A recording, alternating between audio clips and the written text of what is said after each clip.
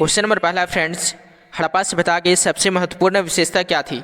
तो हड़प्पा सभ्यता की जो सबसे महत्वपूर्ण विशेषता थी वो थी ऑप्शन नंबर ये नगर योजना। ठीक है, पहला का सही आंसर है ऑप्शन नंबर ये नगर योजना। क्वेश्चन नंबर दूसरे है, हड़प्पा सभ्यता का शासन किसके हाथों में था? तो हड़प्पा सभ्यता का जो शासन था फ्रेंड्स वो था, इसका सही आंसर है ऑप्शन नंबर बी व्यापारी के हाथों में। ठीक है, दूसरा का सही आंसर है ऑप्शन नंबर बी व्यापारी के हाथों में। क्वेश्चन नंबर तीसरा है, हड़प्पा सभ्यता के पतन का मुख्य कारण क्या था? तो हड़प्पा सभ्यता के जो पतन का मुख्य कारण था वो था ऑप्शन नंबर डी उपरोक्त सभी। ठीक है, अब चलिए देखते हैं नेक्स्ट क्वेश्चन।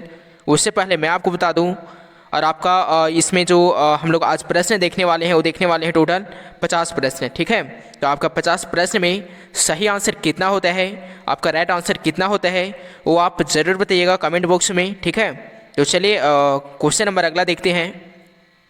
चौथा क्वेश्चन है, हड़प्पा सभ्यता में सर्वप्रथम किस स्थल की खुदाई हुई थी? इसका सही आंसर है ऑप्शन नंबर सी हड़प्पा की। ठीक है, हड़प्पा सभ्यता में जो सर्वप्रथम खुदाई हुई थी फ्रेंड्स वो हुई थी ऑप्शन नंबर सी हड़प्पा की। अगला प्रश्न है, हड़प्पा सभ्यता में बंदरगाह का साक्ष्य कहाँ से मिला है? इसका राइट आंसर है ऑप्शन नंबर ये लोथल से। ठीक है, 5 का सही आंसर है ऑप्शन नंबर ये लोथल से। क्वेश्चन नंबर 6 है, मौर्य काल में टकसाल का प्रधान कौन था? क्वेश्चन क्या है फ्रेंड्स, मौर्य काल में टकसाल का प्रधान कौन था?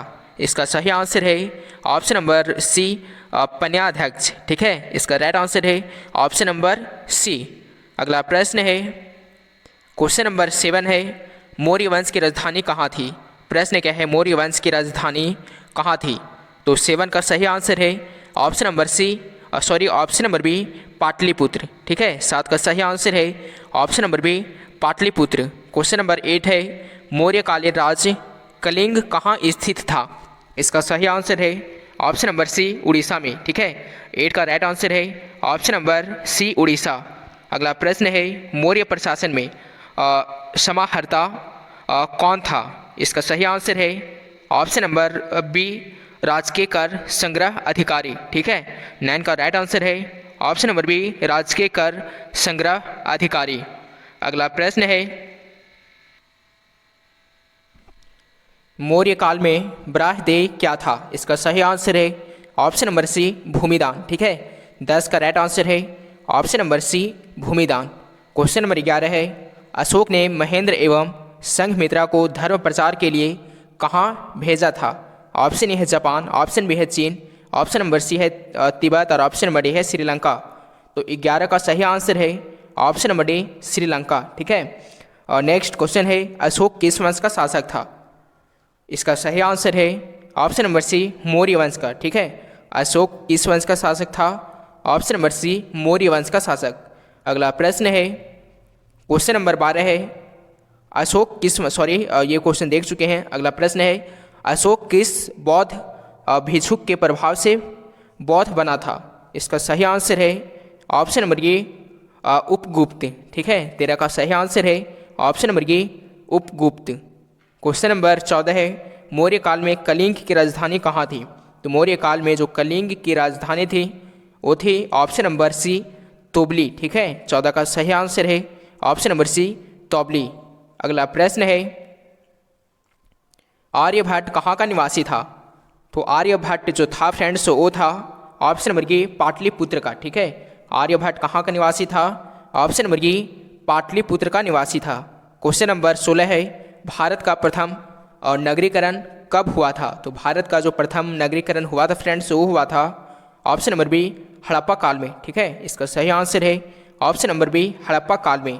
क्वेश्चन नंबर 17 है, गीता रहस्य किसकी रचना है? यहाँ पे 4 ऑप्शन दिया हुआ है।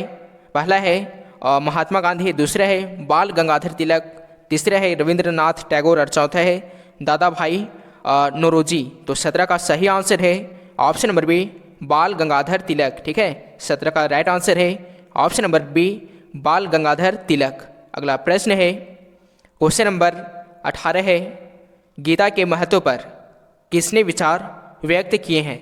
इसका सही आंसर है इसका सही आंसर आपको कमेंट बॉक्स में बताना है। ठीक है, यहाँ पे 4 ऑप्शन दिया हुआ है, इसका जो भी सही आंसर होगा वो आप कमेंट बॉक्स में बताइएगा। अगला प्रश्न है, मनुस्मृति के रचयिता कौन थे? तो मनुस्मृति के जो रचयिता थे वो थे ऑप्शन नंबर डी मनु, ठीक है। 19 का सही आंसर है option number D Manu.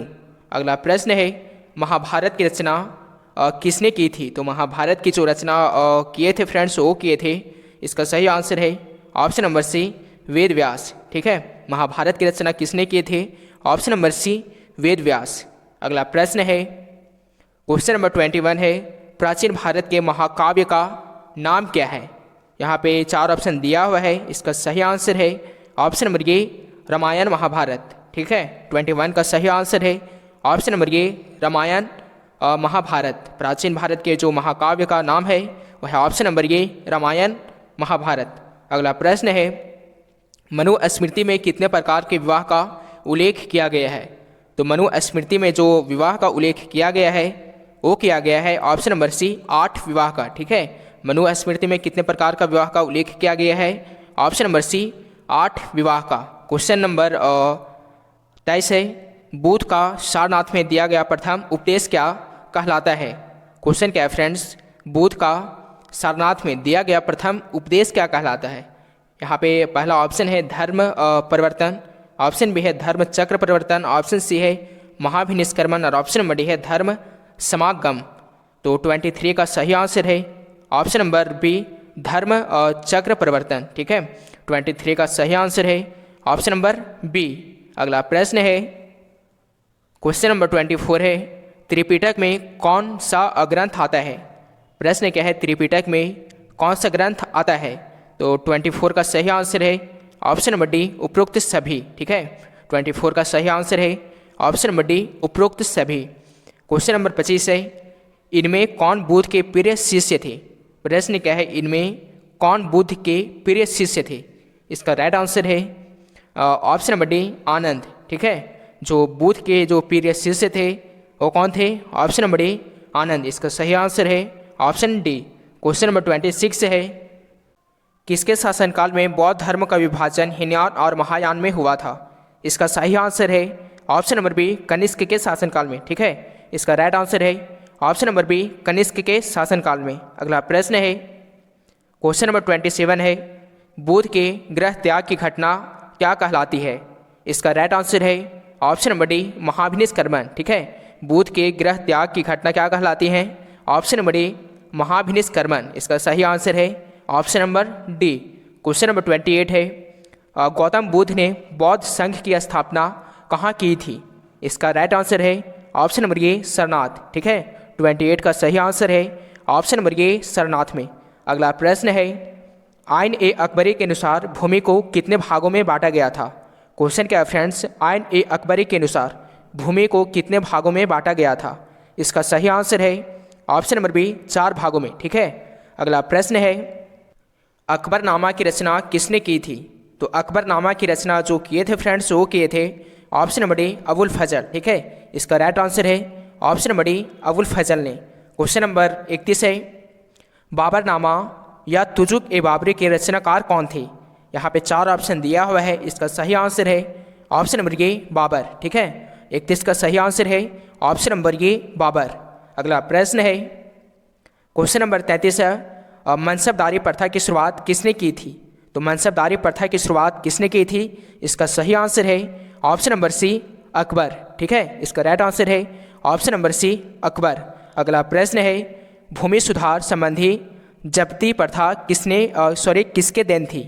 Question क्या है फ्रेंड्स, भूमि सुधार संबंधी जब्ती प्रथा किसकी देन थी? इसका सही आंसर है ऑप्शन नंबर ए टोडरमल, ठीक है।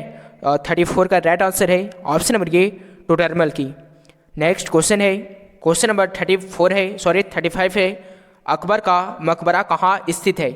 तो अकबर का जो मकबरा स्थित है वो कहाँ है? इसका सही आंसर है ऑप्शन नंबर डी सिकंदरा में, ठीक है। अकबर का मकबरा कहाँ स्थित है? ऑप्शन नंबर डी सिकंदरा में। इसका राइट आंसर है ऑप्शन डी। अगला प्रश्न है अकबर का जन्म कहाँ हुआ था? तो अकबर का जो जन्म हुआ था फ्रेंड्स वो हुआ था ऑप्शन नंबर डी अमरकोटा में, ठीक है। और 36 का सही आंसर है ऑप्शन नंबर डी अमरकोटा में। नेक्स्ट क्वेश्चन है क्वेश्चन नंबर 37 है किस मुगल शासक ने सती प्रथा पर प्रतिबंध लगाया था? इसका सही आंसर है ऑप्शन नंबर ए अकबर, ठीक है। अकबर जो था फ्रेंड्स ये सती प्रथा पर प्रतिबंध लगाया था। इसका सही आंसर है ऑप्शन ए अकबर। अगला प्रश्न है फतेहपुर सीकरी को राजधानी किसने बनाया था? इसका सही आंसर है ऑप्शन नंबर बी अकबर ने। ठीक है, अर्थ इसका राइट आंसर है ऑप्शन नंबर बी अकबर। अगला प्रश्न है किस मुगल बादशाह ने झरोखा दर्शन की प्रथा की शुरुआत की थी? इसका सही आंसर है 39 का राइट आंसर है ऑप्शन नंबर ए अकबर। ठीक है, 39 का सही आंसर है ऑप्शन नंबर ए अकबर। नेक्स्ट क्वेश्चन है क्वेश्चन नंबर 40 है किस मुगल बादशाह ने संगीत पर प्रतिबंध लगाया था? यहाँ पे 4 ऑप्शन दिया हुआ है, इसका आंसर आपको कमेंट बॉक्स में बताना है। ठीक है, इसका जो भी सही आंसर होगा वो आप कमेंट बॉक्स में दीजिएगा। अब चलिए देखते हैं अगला प्रश्न। अगला प्रश्न है हम्पी नगर किस साम्राज्य से संबंधित है? तो हम्पी नगर जो संबंधित है वो कहाँ से संबंधित है? इसका सही आंसर है ऑप्शन नंबर ए विजयनगर साम्राज्य से। ठीक है, 41 का सही आंसर है ऑप्शन नंबर ए विजयनगर साम्राज्य से। नेक्स्ट क्वेश्चन है विजयनगर की यात्रा पर आने वाला पहला विदेशी यात्री कौन था? इसका राइट आंसर है ऑप्शन नंबर ये निकोलो कोटी। ठीक है, 42 का सही आंसर है ऑप्शन नंबर ये निकोलो कोटी। अगला प्रश्न है हम्पी को यूनेस्को द्वारा विश्व पुरातत्व स्थल किस वर्ष घोषित किया गया था? ऑप्शन ए है 1856, ऑप्शन बी है 1876, ऑप्शन सी है 1902 और ऑप्शन नंबर डी है 1986। तो 43 का सही आंसर है ऑप्शन नंबर डी 1986। ठीक है, 43 का राइट आंसर है ऑप्शन नंबर डी 1986। अगला प्रश्न है बहमनी साम्राज्य की राजधानी कहाँ थी? तो बहमनी साम्राज्य की जो राजधानी थी फ्रेंड्स वो कहाँ थी? इसका राइट आंसर है ऑप्शन नंबर बी बिदर। ठीक है, 44 का सही आंसर है ऑप्शन नंबर बी बिदर। अगला प्रश्न है तालीकोटा या राक्षस तंगड़ी का युद्ध कब हुआ था? इसका सही आंसर है ऑप्शन नंबर बी 1565 में। ठीक है, 45 का सही आंसर है ऑप्शन नंबर बी 1565 में। अगला प्रश्न है सूफी संतों के केंद्र को क्या कहा जाता है? तो सूफी संतों के केंद्र को क्या कहा जाता है? ऑप्शन ए है मज़ार, ऑप्शन बी है दरगाह, ऑप्शन सी है फ्रेंड्स खान खाह और ऑप्शन नंबर डी है मस्जिद। तो 46 का सही आंसर है ऑप्शन नंबर सी खान खाह। ठीक है, इसका राइट आंसर है ऑप्शन नंबर सी। अगला प्रश्न है सूफी परंपरा में गुरु को क्या कहा जाता है? इसका सही आंसर है ऑप्शन नंबर ये पीर। ठीक है, सूफी परंपरा में गुरु को क्या कहा जाता है? इसका सही आंसर है ऑप्शन नंबर ये पीर। ठीक है, नेक्स्ट क्वेश्चन है सूफी परंपरा में शिष्य को क्या कहा जाता था? तो सूफी परंपरा में शिष्य को क्या कहा जाता था? इसका सही आंसर है ऑप्शन नंबर ये मुरीद। ठीक है, 48 का सही आंसर है ऑप्शन नंबर बी मुरीद। क्वेश्चन नंबर 49 है भारत में चिश्ती सिलसिला के संस्थापक कौन थे? तो भारत में चिश्ती सिलसिला के जो संस्थापक थे वो कौन थे? इसका सही आंसर है option number B Khwaja Moinuddin. ठीक है, 49 का सही आंसर है option number B Khwaja Moinuddin. अगला प्रश्न है किस सिख गुरु का जन्म पटना में हुआ था? यहाँ पे 4 ऑप्शन दिया हुआ है, इसका सही आंसर आपको कमेंट बॉक्स में बताना है। ठीक है, इसका जो भी सही आंसर होगा वो आप कमेंट बॉक्स में दीजिएगा। तो आज के लिए इतना है फ्रेंड्स, तब तक के लिए बाय।